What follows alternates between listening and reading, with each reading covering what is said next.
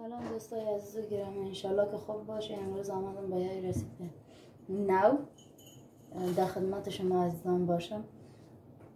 مواد لازمه در تصویر میبینه، ما بازم براتون میگم. 2 عدد پیاز، دو تا بانجان، 3 تا گوجه، 250 گرم گوشت چرخ کرده.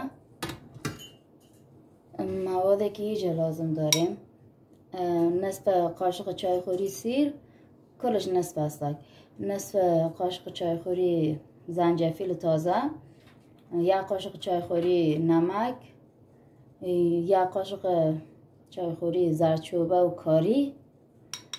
این موادی است که ما لازم داریم به این. اول از همه بانجانا را 2 تا توته میکنیم که تعمی پوست نیاز نیست ما پوستش بگیریم.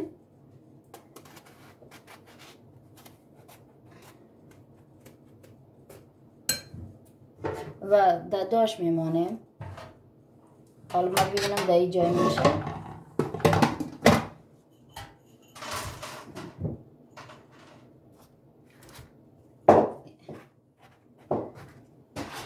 اینی تو دوستان، ما بانجانا رو ماندیم تا بانجانا جور شوه. ما پیاز و سسش آماده میکنم، باز نشانده میکنم. دیز ما به خاطر که گوشتم چربی داره ما روغن اضافه نمی کنم، اما اگه شما بخواید میتونی اضافه کنی، چون خود گوشت چربی پس میده وقتی که پخته شده. اول ما گوشت میپرتم، وقتی که در روغن افتاد ما پیاز اضافه میکنم. دوستان ببینید این الان داره روغنش پس میده. اولش که خوش است و روغن میفته. ما در این مرحله که یو داره میگیریم پیاز اضافه میکنیم که هم پیاز نرم شود، باز وقتی که روغن انداخت سرخ شود.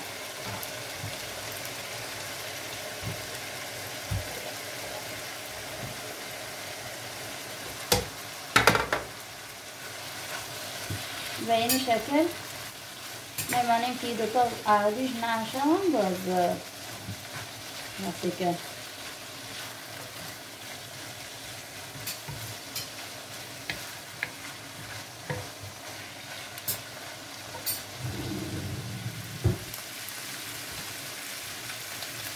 دوستان ببینید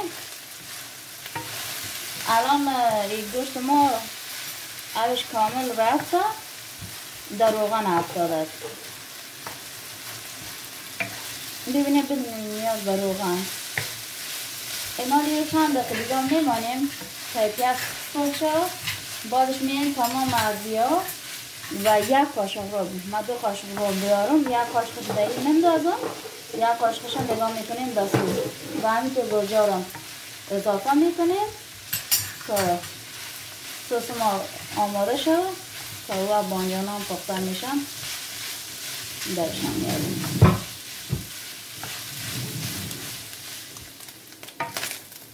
دوستان ببینید کلان سرخ شده دیگه.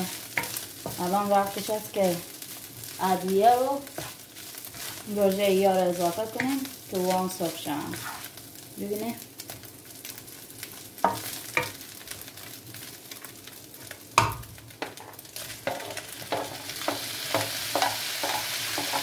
در این مرحله بابام اضافه میکنیم.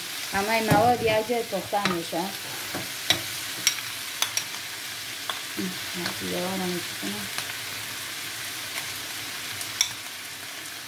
یک قاشق رو میمانیم برای سوسش که جور کنیم پرتیم در زیر بانجانا.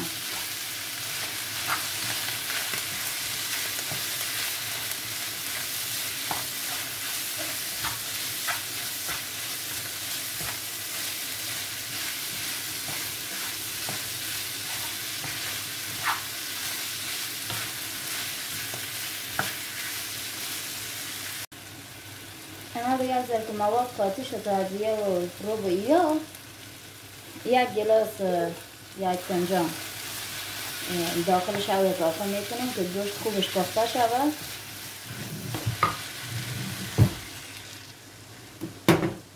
اینا رو با حرارت ملایم، حرارت کم میمانیم که خب بپزه، آبش خوش شود باز باقی کار انجام تو که میبینیم من بانجانا رو در آوردم، کاغذشان در آوردم به خاطر که ما باید سس بریزیم زیر بانجانا، دیگه کاغذ لازم نداره.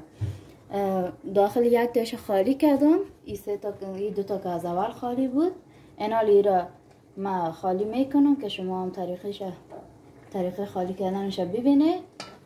در اینجا هم یک گلاسه دارم برای سسش که این یک قاشق رو با میریزم. ادویه چیزی هم نمیخواد به خاطر که دوستان وقفه آمد. این را می تو یا هم آب جوش هستک دمی حل میکنیم که رو باشه. این را می تو راحت از دورش جدا کردم میریم کل بانجانشه.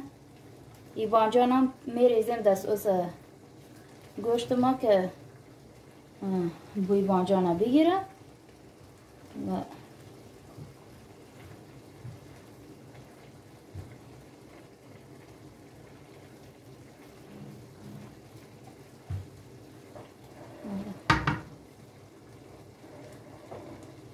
ببینه چقدر راحت کنده میشه.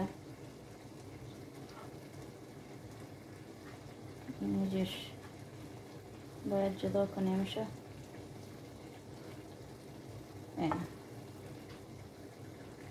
این هم در این مواد میریزیم که اینجا این پخته است. همه میمانیم تا گوشت خاطی شود به این طریقه.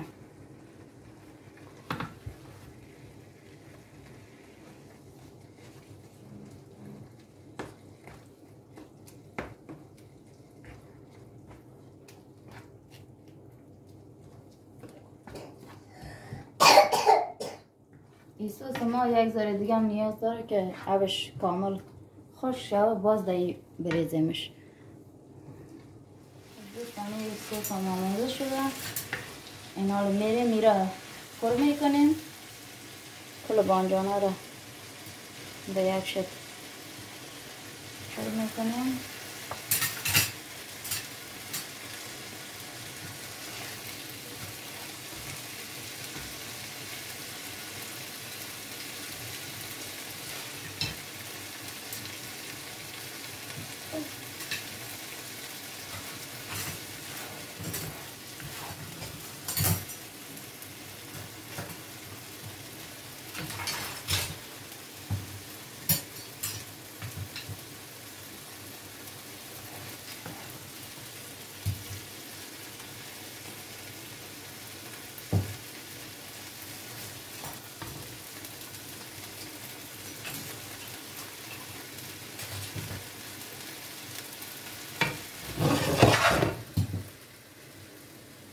یا تو پر شدن.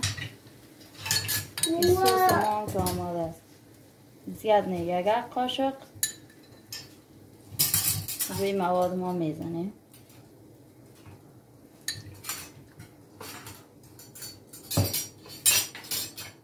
باقیش هم میریزیم یواش یواش زیر بانجانا که دینیم سس یا بپزن. گرچه این باید پخته است ولی این سس که بانجانا پخته شد خوشمزه تره. و دومی که این مواد اضافه هم میتونید دایی قاطی کنه ولی من قاطی نمی کنم. و یک نکته دیگه دوستان، در روی پنیر هم میریزن که من نریختم، ولی اگه شما دوست داشته باشید در این مرحله میتونید پنیر پیتزا رویش بان دفر در 180 درجه به مدت 10 دقیقه یا 15 دقیقه، زیاد هم نمیخواد بانید چون مواد ما پخته است کامل. همه چیز فقط یک تفت میخورن با هم دیگه. باز درشان که آوردم باز نشان میدم نتیجه نهایی را. خب دوستان ببینید این آماده شده، کامل پخت دیگه.